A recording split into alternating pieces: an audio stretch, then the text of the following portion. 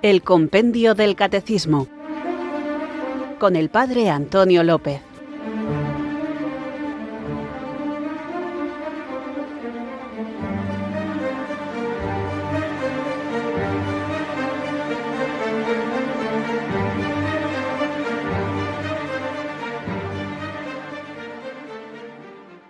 Muy buenas, amantes, apasionados, buscadores de la verdad. Recibid mi abrazo del Padre Antonio López desde Irurzun, en Navarra.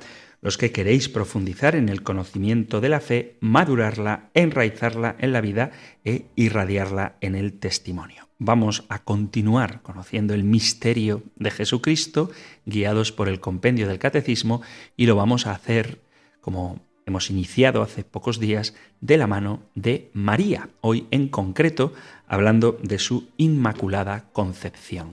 Ella es una obra privilegiada del amor de Dios, redimida ciertamente por Cristo, pero antes de caer en el pecado original, como espero tendremos ocasión de ver más adelante. Y digo que es obra privilegiada del amor de Dios porque este es el centro de toda la reflexión cristiana. Toda la finalidad de la doctrina y de la enseñanza debe ser puesta en el amor que no acaba, porque se puede muy bien exponer lo que es preciso creer, esperar o hacer, pero sobre todo debe resaltarse que el amor de nuestro Señor siempre prevalece, a fin de que cada uno comprenda que todo acto de virtud perfectamente cristiano no tiene otro origen que el amor, ni otro término que el amor.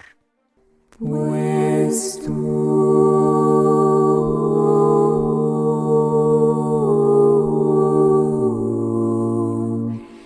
eres santo,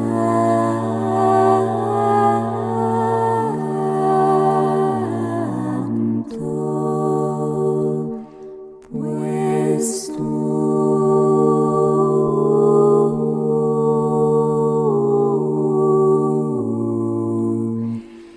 eres santo,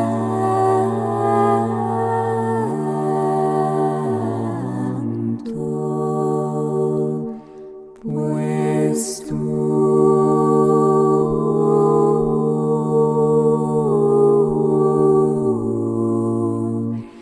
eres santo.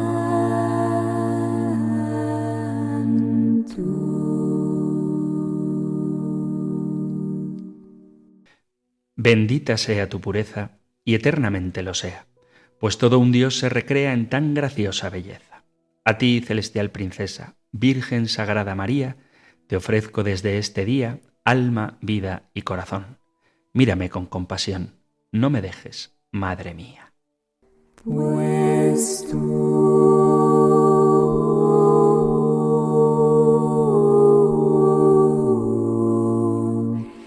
eres santo,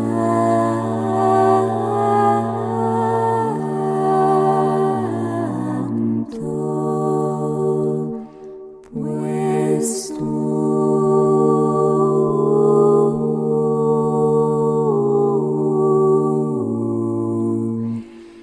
eres santo,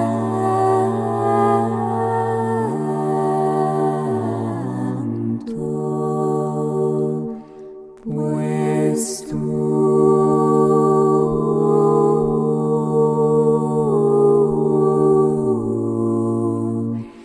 eres santo.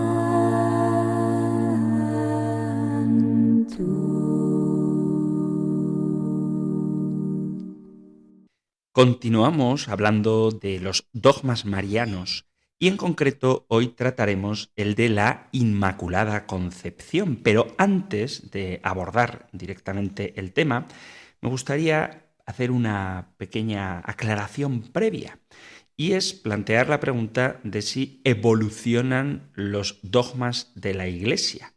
Porque claro, la Biblia no habla al menos directamente de la Inmaculada Concepción. Y como veremos ahora, el desarrollo de este dogma no ha sido lineal, ni rápido, ni directo.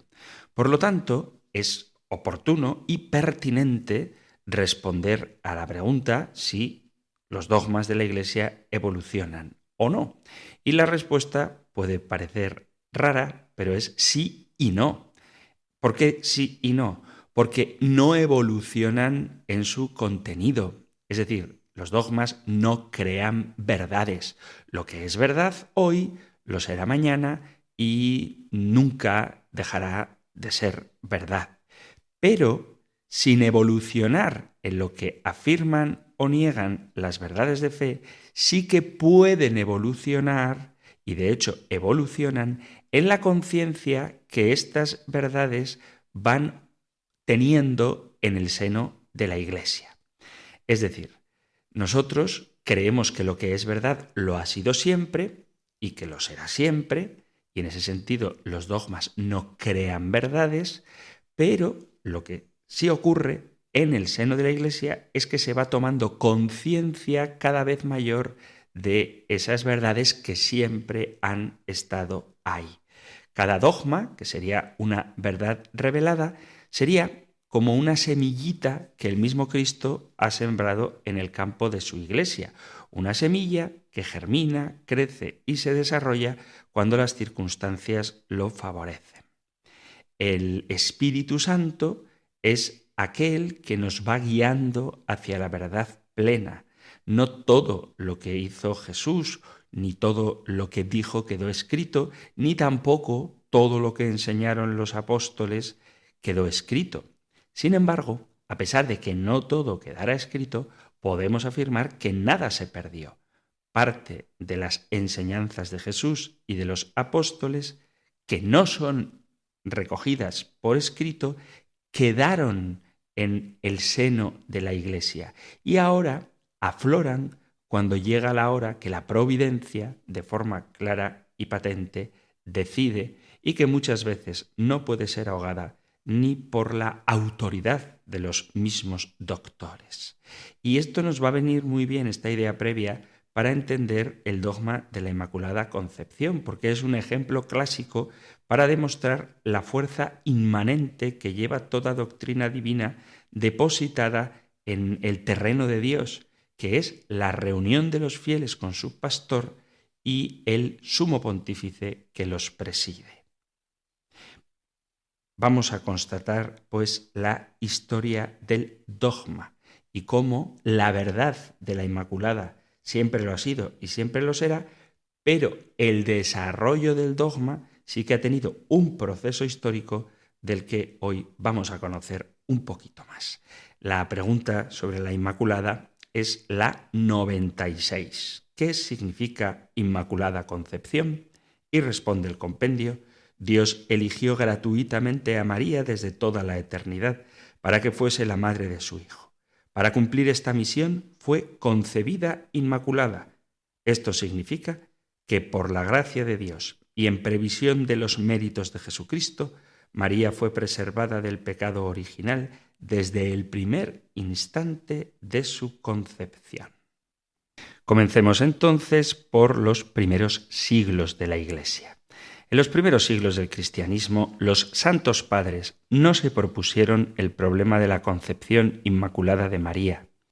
Sin embargo, la doctrina sobre el privilegio de María está contenida, como el árbol en la semilla, en las enseñanzas de los mismos padres, cuando contraponen la figura de María a la de Eva en relación con la caída y la reparación del género humano.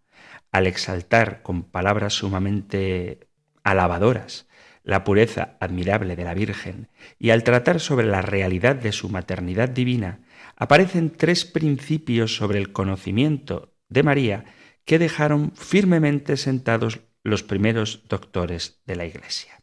El primero de ellos se llama principio de recapitulación, aunque también es conocido como principio de recirculación o reversión, y se refiere a la doctrina patrística sobre el plan divino de la salvación del género humano. A los antiguos padres les llamó poderosísimamente la atención el bello vaticinio sobre la redención humana que contiene el llamado protoevangelio, Génesis 3:15.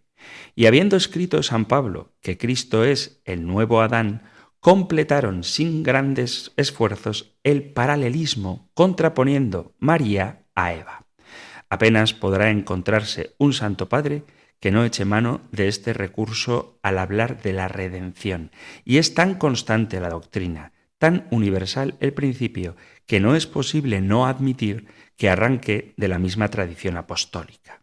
Por poner un ejemplo muy bien representativo, dice San Ireneo: así como aquella Eva, teniendo a Adán por varón, pero permaneciendo aún virgen, desobediente, fue la causa de la muerte, así también María, teniendo ya un varón predestinado y sin embargo virgen obediente, fue causa de salvación para sí y para todo el género humano. De este modo, el nudo de desobediencia de Eva quedó suelto por la obediencia de María. Lo que ató por su incredulidad la Virgen Eva, lo desató la fe de María Virgen. Es decir, que como un nudo no se desata sino pasando los cabos por el mismo lugar, pero a la inversa, así la redención se obró de modo idéntico, pero a la inversa de la caída. Este paralelismo, que contiene dos aspectos, semejanza y contraposición, está repetido como un principio básico al tratar de María. Y como es fácil comprender, no alcanza toda su fuerza, sino poniendo los extremos de la contraposición en igualdad de circunstancias. Eva, virgen e inocente, es causa de la ruina del género humano. María, virgen e inocente también, causa de su salvación. Eva, adornada desde el momento de su existencia de la gracia, reclama en la comparación a María también con la gracia desde el primer momento de su ser. La legitimidad del principio de recapitulación fue declarada por el Papa Pío IX en la bula sobre la Inmaculada. Os decía que en los Santos Padres había tres principios del conocimiento a propósito de la Virgen María, y el primero de ellos era el principio de recapitulación. El segundo sería el de la exaltación de la pureza de María. Unánimemente se proclama a María purísima, sin mancha, la más sublime de las criaturas. En esta universal aclamación de la pureza de María tiene que haber necesariamente un porqué. Y los santos padres de la antigüedad no conocían la biografía de la Virgen mejor de lo que la conocemos nosotros. Entonces, ¿por qué afirman con tanto énfasis, con tanta seguridad, que María no admite comparación en su grandeza y altura moral con ninguna otra criatura? Evidentemente, su maternidad. Las alabanzas arrancan del principio que más tarde formularía San Anselmo. La Madre de Dios debía brillar con pureza tal cual no es posible imaginar mayor fuera de la de Dios. Ahora bien, para admitir su concepción inmaculada, en caso de proponerse la pregunta, no necesitaban cambiar de rumbo, bastaba sacar las consecuencias de este principio bien asentado y admitido. Fijaos lo que se decía en los primeros siglos de la Iglesia de la Bienaventurada Virgen. San Hipólito dice: ciertamente que el arca de madera incorruptible era el mismo Salvador, y por esta arca exenta de podredumbre y corrupción se significa su tabernáculo, que no engendró corrupción de pecado. Pues el Señor estaba exento de pecado y estaba, en cuanto hombre, revestido de maderas incorruptibles, es decir, de la Virgen y del Espíritu Santo, por dentro y por fuera, como de oro purísimo del Verbo de Dios. Y en otra parte, a María la llama toda santa, siempre virgen, santa, inmaculada Virgen.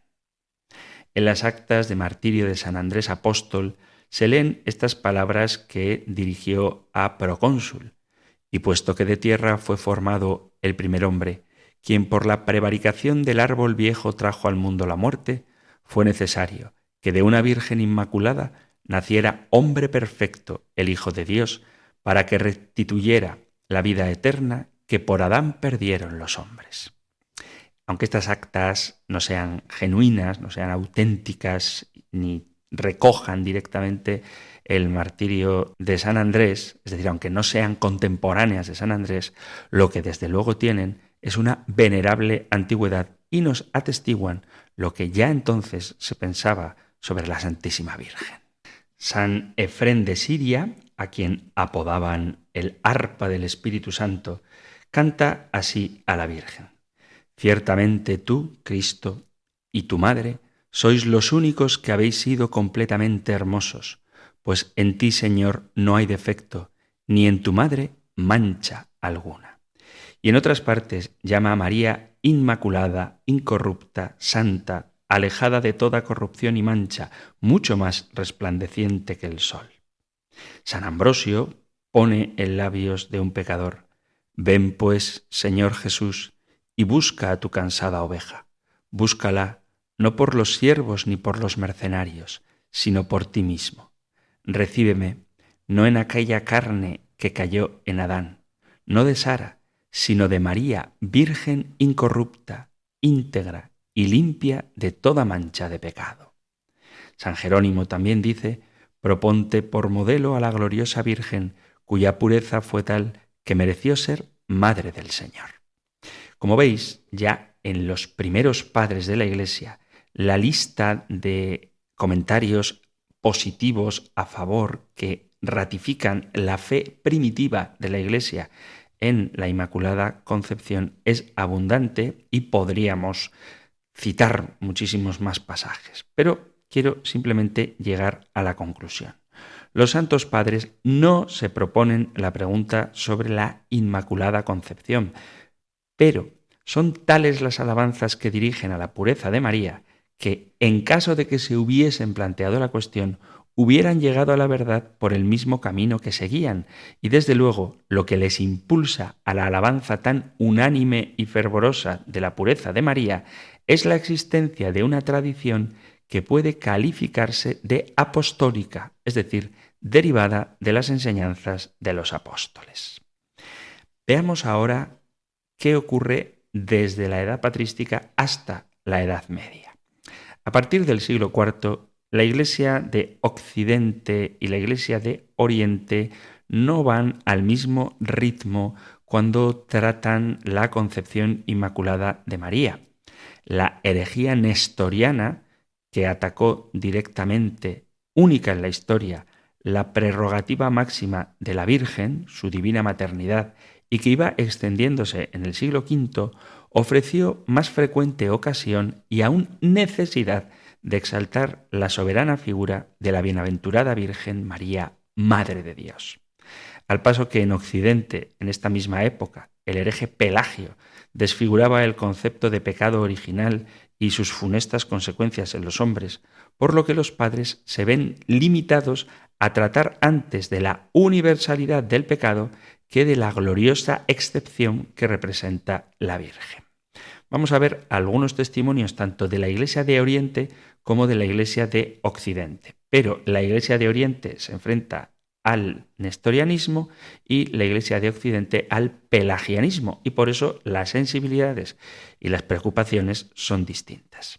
En la Iglesia oriental encontramos como gran defensor de la maternidad divina de María a San Cirilo, que escribe: ¿cuándo se ha oído jamás que un arquitecto se edifique una casa y la deje ocupar por su enemigo?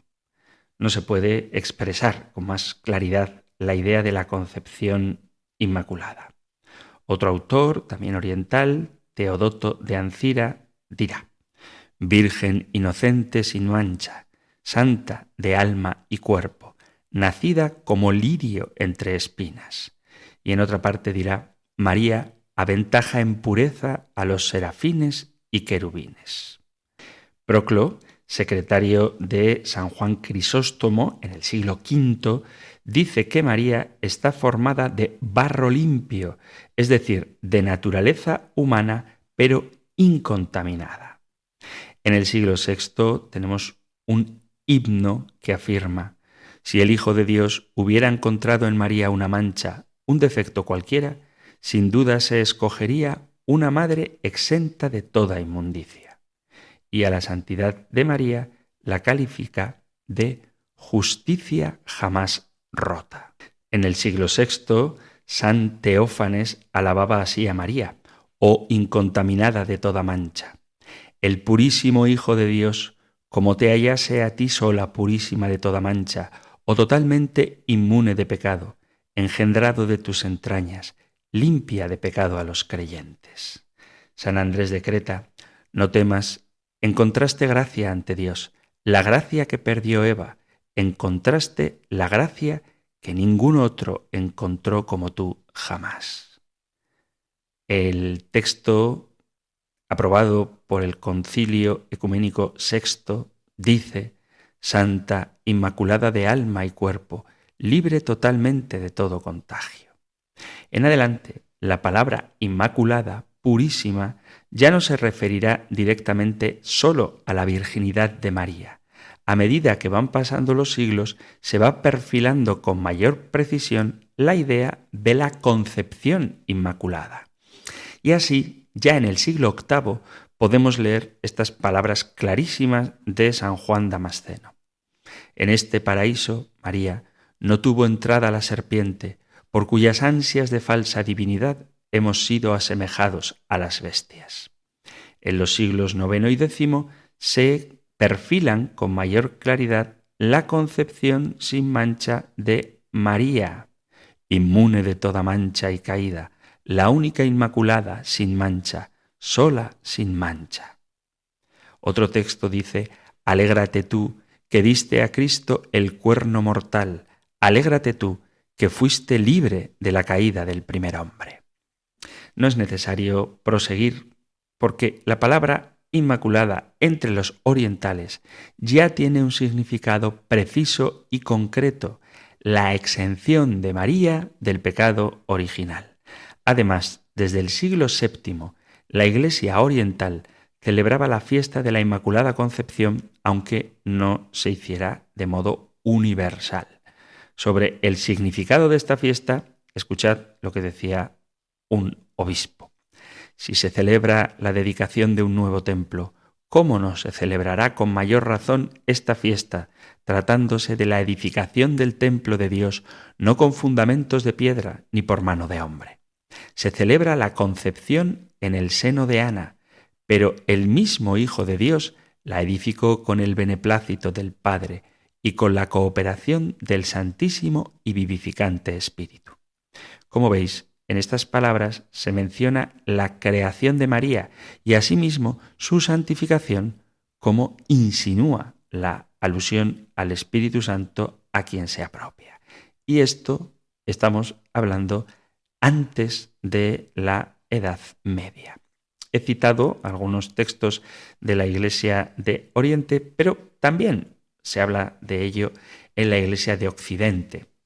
En la Iglesia occidental, el proceso hasta llegar a la confesión clara de la concepción inmaculada de María ciertamente fue más lento debido a una serie de circunstancias que lo entorpecieron, pero el concepto que los santos padres tienen acerca de la grandeza espiritual y moral de la excelsa Madre de Dios no es menor que la de los orientales. La admisión de una mancha en María hubiera producido en Occidente, al igual que en Oriente, un escándalo entre los fieles y hubiera chocado con la idea que se profesaba sobre la santidad eximia de la bienaventurada Virgen.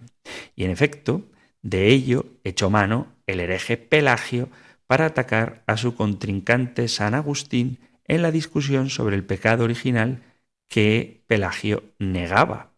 Juliano, un discípulo de Pelagio, escribía dirigiéndose a San Agustín: tú entregas a María al diablo por razón del nacimiento.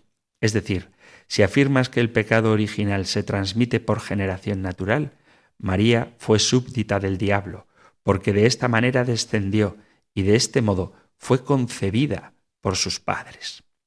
Y San Agustín respondió diciéndole: la condición del nacimiento se destruye por la gracia del renacimiento. Se discute si, con estas palabras, el santo obispo San Agustín admitió la Inmaculada Concepción, pero lo cierto es que San Agustín enseña que los pecados actuales tienen su origen en el pecado original. Nadie, dice, está sin pecado actual, porque nadie fue libre del original. Ahora bien, San Agustín opina que María no tuvo pecado actual alguno. Dice él, excepto la Virgen, de la cual no quiero, por el honor debido al Señor, suscitar cuestión alguna cuando se trata de pecado. Si pudiéramos congregar todos los santos y santas cuando aquí vivían, ¿no es verdad que unánimemente hubieran exclamado: si dijésemos que no tenemos pecado, nos engañamos y no hay verdad en nosotros? Aunque es cierto que San Agustín no afirma explícitamente la Inmaculada Concepción de María, sí que dice que los pecados actuales, los pecados personales, son consecuencia del pecado original. Y él afirma que María no tenía pecados personales, con lo cual podríamos inferir que concede, que acepta la Inmaculada Concepción. También en esta época, en la época de San Agustín, encontramos a un poeta cristiano llamado Prudencio que, interpretando la fe de la Iglesia en la pureza inmaculada de María, canta versos bellísimos. Dice: la víbora infernal yace, aplastada la cabeza, bajo los pies de la mujer. Por aquella Virgen que fue digna de engendrar a Dios, es disuelto el veneno, y retorciéndose bajo sus plantas, vomita impotente su tóxico sobre la verde hierba. En el siglo V, San Máximo escribe: María, digna morada de Cristo, no por la belleza del cuerpo, sino por la gracia original. Al revés de lo que sucede en Oriente, en Occidente, a medida que van avanzando los siglos, se habla con mayor cautela sobre este asunto. No que se nuble por completo la creencia en la concepción inmaculada de María, porque sabemos que pronto, muy pronto, en Occidente comienza a celebrarse su fiesta, sino que los autores eclesiásticos, por la autoridad de San Agustín, cuya opinión sobre este misterio ya he dicho que era dudosa, y ante la necesidad de defender el dogma cierto de la universalidad del pecado original y sus consecuencias, se ven limitados, antes de tratar de este punto, que a establecer e ilustrar la excepción que constituye María en la ley universal del pecado. Buena prueba de que la fe en el glorioso privilegio de María no quedó ofuscada nos la suministra la propia liturgia. Se dice que en el siglo VII, por obra de San Ildefonso, arzobispo de Toledo, ya se celebraba la fiesta de la Concepción Inmaculada en España. Algunos hay quien duda de la autenticidad del documento en que se apoyan los que lo defienden, pero, desde luego, con toda seguridad, se celebraba en el siglo IX, como aparece en el calendario de mármol de Nápoles, que dice: día 9 de diciembre, la concepción de la Santa Virgen María. La fecha de la celebración, la misma en que celebraban los orientales, indica que la fiesta transmigró de Oriente, con el que mantenían intensa relación comercial en Nápoles. Y no es esta la única constancia que queda de la celebración litúrgica. Para los calendarios del siglo IX, X y XI sabemos que se celebraba también en otros lugares como Irlanda e Inglaterra. Pero, a pesar de la celebración litúrgica, el significado de la solemnidad no estaba todavía teológicamente fijado. Y no deja de llamar la atención que fuese el santo quizá más devoto de María quien frenase los impulsos del pueblo cristiano, suscitando la discusión teológica más dura de la historia entre los dogmas. Y me refiero al grandísimo y devotísimo de la Virgen, San Bernardo. Habiendo llegado a sus oídos que los monjes de Lyon introdujeron la fiesta, San Bernardo les escribió una carta vehemente, reprobando lo que él llamaba una innovación ignorada de la Iglesia, no aprobada por la razón y desconocida de la tradición antigua. La carta es uno de los mejores documentos para probar la gran devoción del santo, de San Bernardo, a María. Cada vez que la nombra, su pluma rezuma unción y con la inimitable galanura de su estilo que le caracteriza, convence al lector de que en todo lo que hay de raciocinio no hay ni una pizca de pasión. Impugna el privilegio de la Inmaculada porque cree que así debe hacerlo. A pesar del enorme prestigio que tiene San Bernardo, su carta no quedó sin réplica. El primero que replicó esta carta fue un monje llamado Pedro, que hace notar la confusión de San Bernardo en este asunto y distingue entre la concepción del que concibe, es decir, el acto de los padres, y la concepción de ser concebido. Vale decir que hay concepción activa y concepción pasiva. Tampoco faltó, como en toda polémica, la frase dura y encendida de parte del contradictor. 2 veces fue traspasada el alma de María, en la pasión de su Hijo y en la contradicción de su concepción, llegarían a decir. Aunque la carta de San Bernardo no pudo impedir la extensión de la fiesta, que cada día cobró más auge, sí que arrojó una sombra de duda en las discusiones teológicas de los siglos posteriores.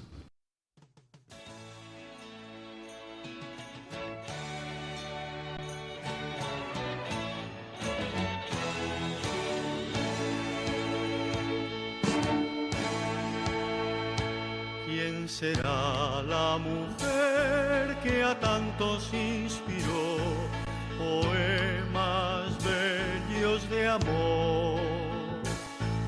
Le rinden honor la música y la luz, el mármol, la palabra y el color.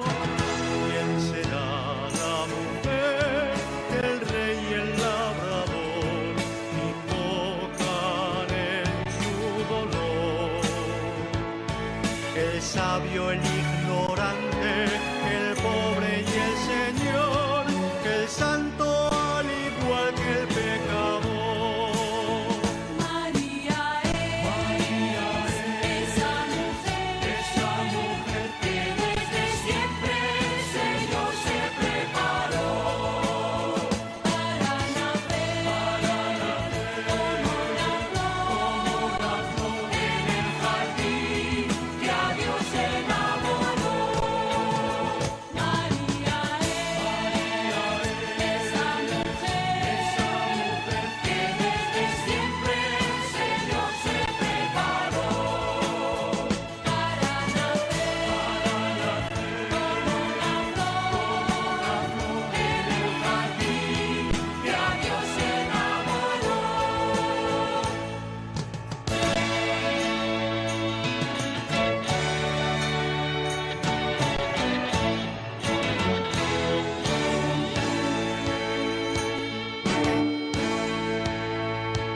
¿Quién será la mujer radiante como el sol, vestida de resplandor? La luna a sus pies, el cielo en derredor y ángeles cantándole su amor. ¿Quién será la mujer humilde que vivió en un pequeño taller, amando sin milagros, viviendo de su fe, la esposa siempre alegre de José? María es esa mujer que desde siempre el Señor se preparó para nacer como una flor en el jardín que a Dios enamoró. María es esa mujer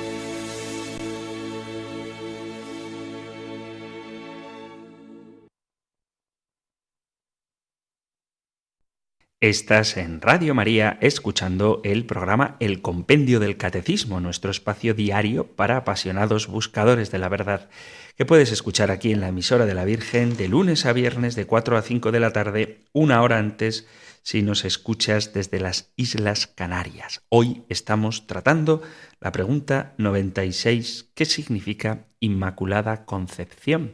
Y en concreto estamos haciendo un repaso histórico de este dogma mariano.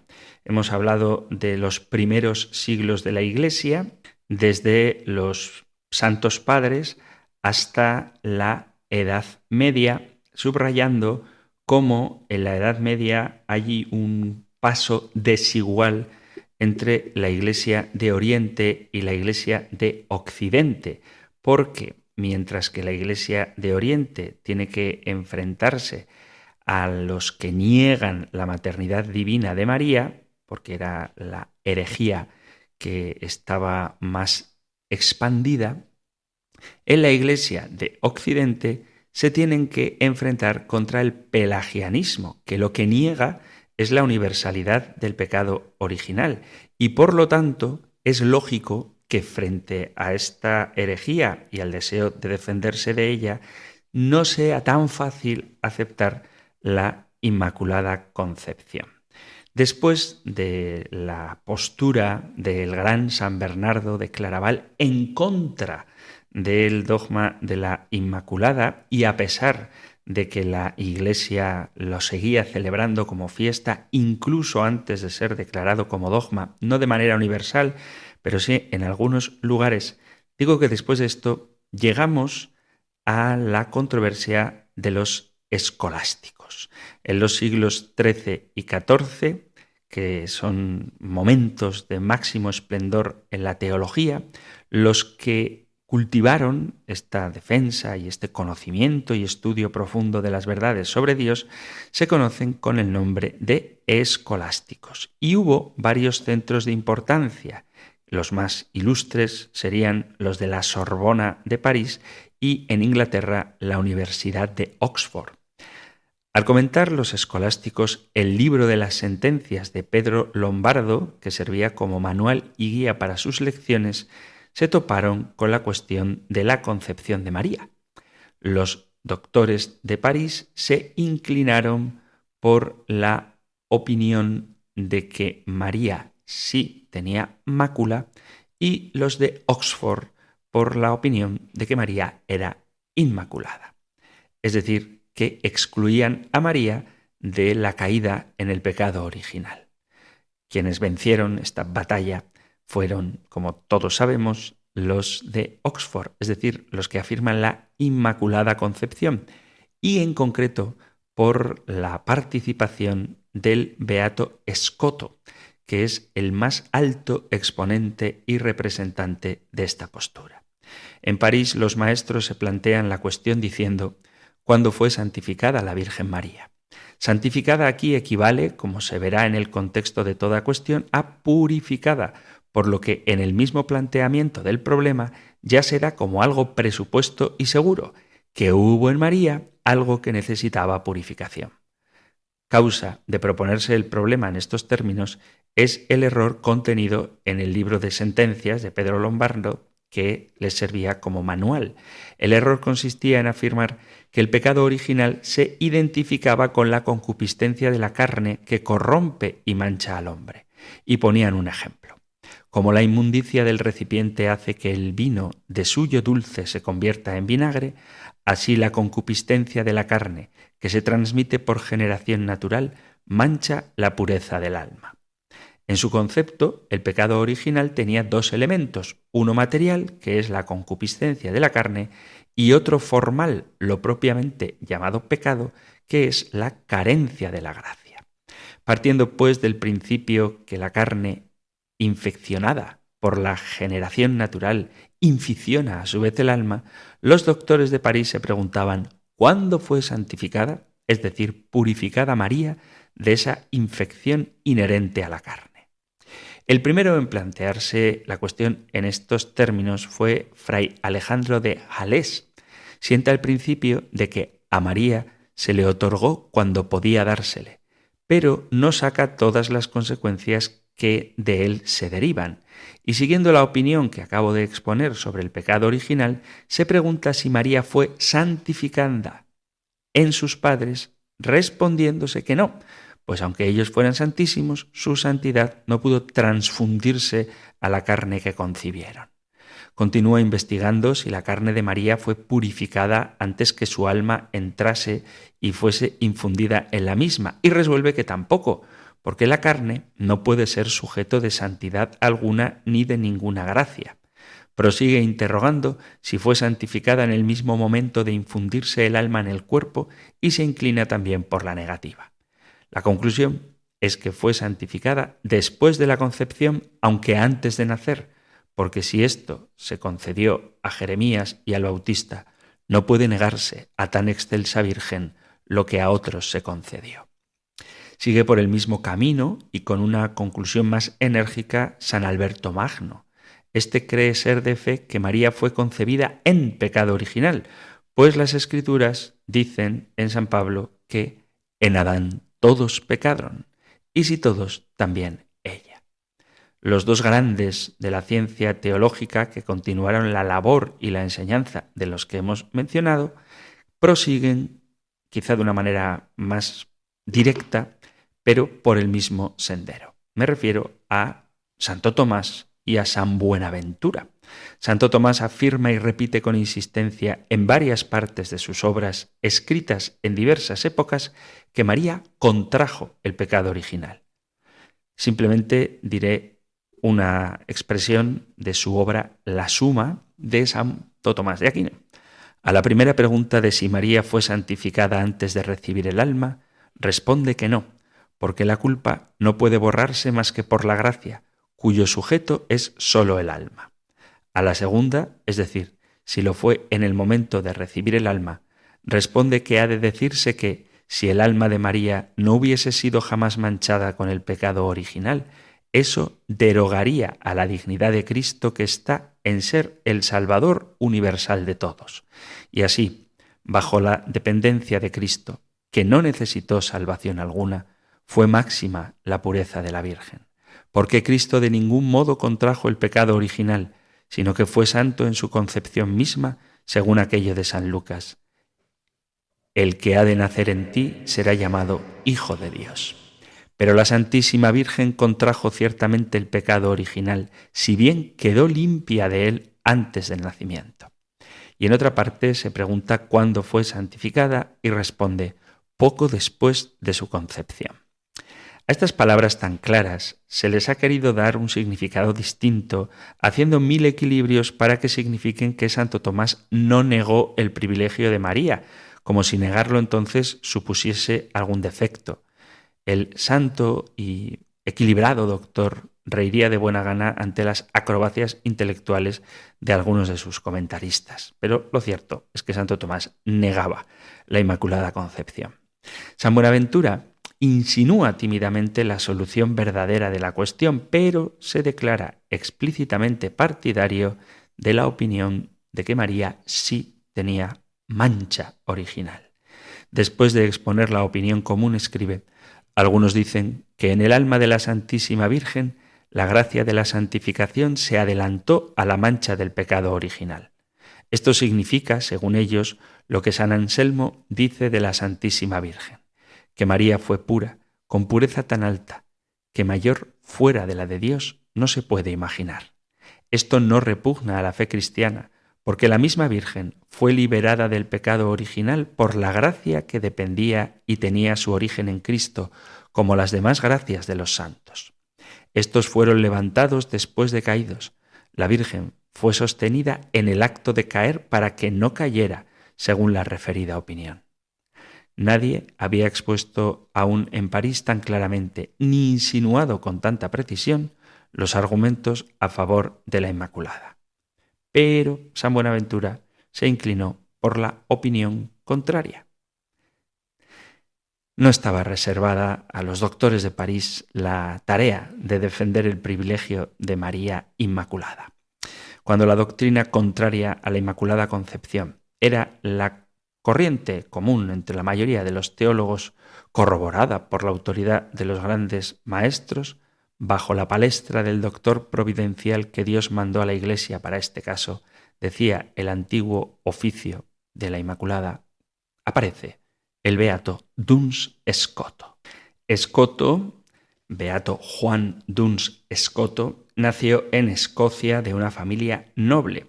Se formó en la Universidad de Oxford y en París enseñó teología. Al llegar a París, la cuestión sobre la concepción de María estaba definitivamente resuelta, en apariencia, y fallada en sentido negativo. Su doctrina sobre la exención de María de todo pecado chocó con el ambiente reinante en la universidad y, según el estilo de la época, tuvo que defender su opinión en una disputa pública con los doctores de la propia universidad. El rotundo triunfo que alcanzó, midiendo su ingenio y saber con los maestros más renombrados, hizo aquella discusión científica muy famosa en los anales de la universidad y aún de la Iglesia. La leyenda y la tradición, como acostumbran con los hechos trascendentales, la han adornado con 1000 detalles hermosos. Las crónicas eclesiásticas aseguran que, al pasar el doctor por los claustros de la universidad para la discusión, se postró ante una imagen de María implorando su auxilio y que la imagen de mármol inclinó su cabeza.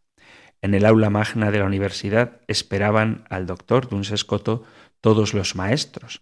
Presidían la asamblea los legados del Papa presentes en París para negociar ciertos asuntos con el rey. Sea por lo que sea, la tradición nos dice que se opusieron a Duns Scoto 200 argumentos que él refutó y pulverizó después de recitarlo uno tras otro de memoria. El número de argumentos, aun sin llegar a los 200, fue grande, porque de los fragmentos de la disputa que han llegado hasta nosotros se puede recoger 50. La asamblea se levantó aclamándole unánimemente vencedor.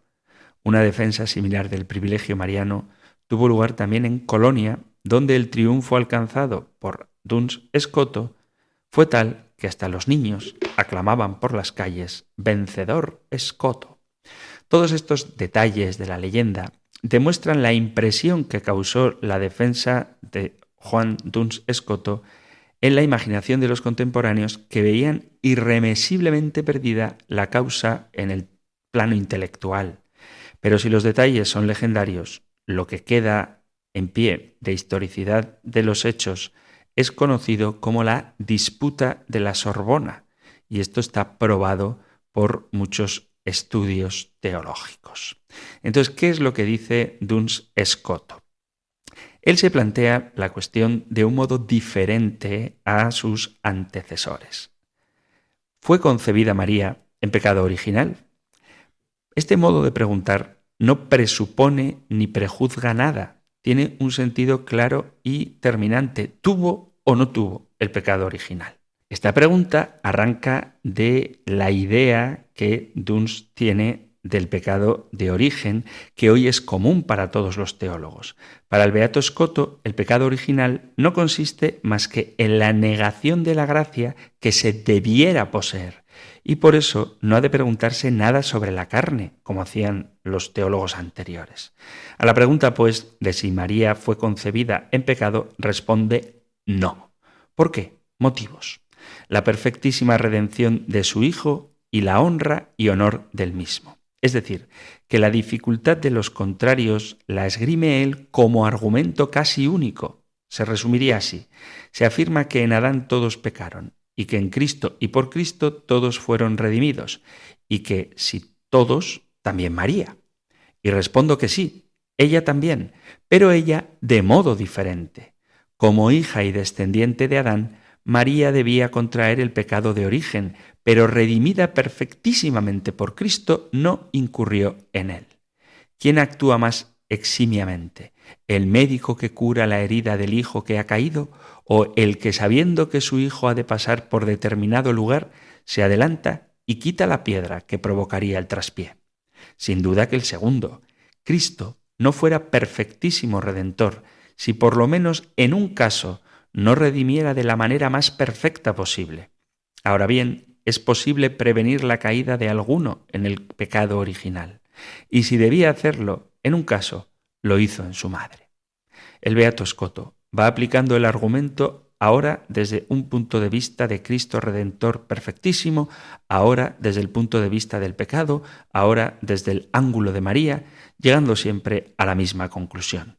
Su argumento quedó sintetizado para la posteridad con aquellas 4 famosísimas palabras: potuit, decuit, ergo fecit.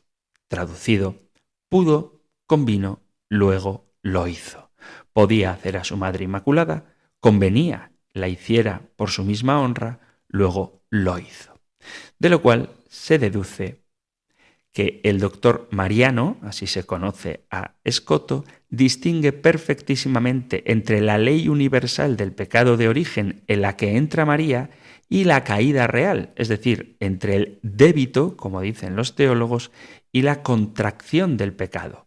María debía contraerlo por ser descendiente de Adán, pero no lo contrajo porque fue preservada. Por eso su preservación se llama privilegio. Que el doctor Mariano concilia a la perfección la preservación de María y su dependencia de la redención de Cristo. Esto lo consigue distinguiendo entre la redención curativa y la redención preservativa. Esta última, en opinión suya y ante el testimonio de la razón, es la redención más perfecta, por lo que María, en su privilegio, lejos de menoscabar el honor de Cristo, escapando a su influjo, como temían los antiguos, depende de él en forma más brillante y más efectiva. Finalmente, Escoto consiguió pulverizar los principales argumentos de la opinión contraria y poner en claro que nada podía deducirse de los dogmas de la fe que fuera contrario a la concepción inmaculada de María.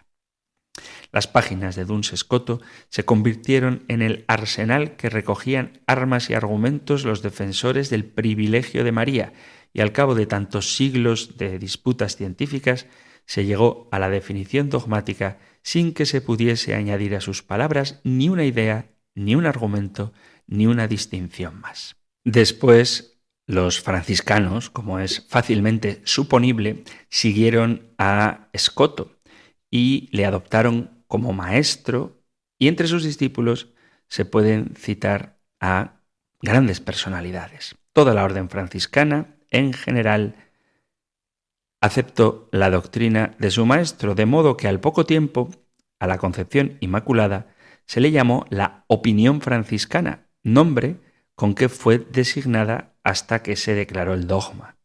Perdido ya el prestigio de la Universidad de París, la opinión contraria apeló al Papa Juan XXII en su corte de Aviñón, y a pesar de que el pontífice estaba en grave disputa con la orden franciscana, a causa de sus controversias sobre la pobreza, tras un debate entre un franciscano y un dominico, el Papa se inclinó por la opinión de quienes defienden la Inmaculada y, como conclusión, mandó celebrar la fiesta de la Inmaculada en la capilla papal.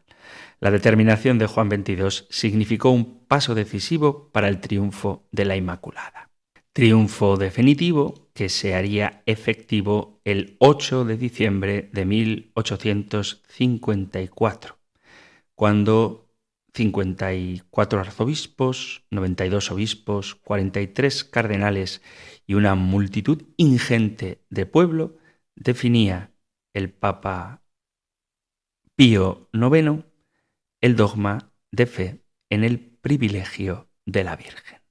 La doctrina que enseña que la bienaventurada Virgen María fue preservada inmune de toda mancha de pecado original en el primer instante de su concepción, por singular gracia y privilegio de Dios omnipotente, en atención a los méritos de Jesucristo, Salvador del género humano, es revelada por Dios y por lo mismo debe creerse firme y constantemente por todos los fieles. Estas palabras, tan simples y sencillas, están seleccionadas una por una y tienen resonancia de siglos. Son eco autorizado y definitivo de la voz que cantaba el común sentir de la Iglesia entre el fragor de las disputas de los teólogos de la Edad Media. Más allá de las discusiones académicas, los fieles siempre han creído en la Inmaculada Concepción de la Bienaventurada Virgen María. Lo tenemos que dejar aquí. Seguiremos hablando de nuestra Madre del Cielo, pero será ya en un próximo programa. Antes de terminar, quiero recordaros que tenéis abiertas las líneas de comunicación con este espacio de la emisora de la Virgen. Podéis enviar vuestros comentarios, preguntas, sugerencias, testimonios, discrepancias, todo lo que queráis compartir al correo electrónico compendio@radiomaria.es, compendio@radiomaria.es, o al número de teléfono para WhatsApp, que permite también enviar audios, 668-594-383. 668-594-383. Terminamos con la bendición del Señor. El Señor te bendiga y te guarde. El Señor ilumine su rostro sobre ti y te conceda su favor. El Señor te muestre su rostro y te conceda la paz.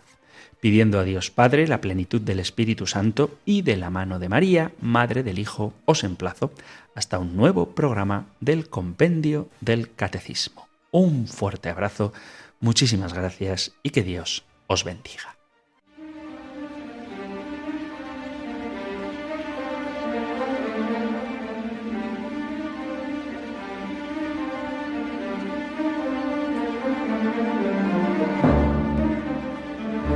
El Compendio del Catecismo con el Padre Antonio López.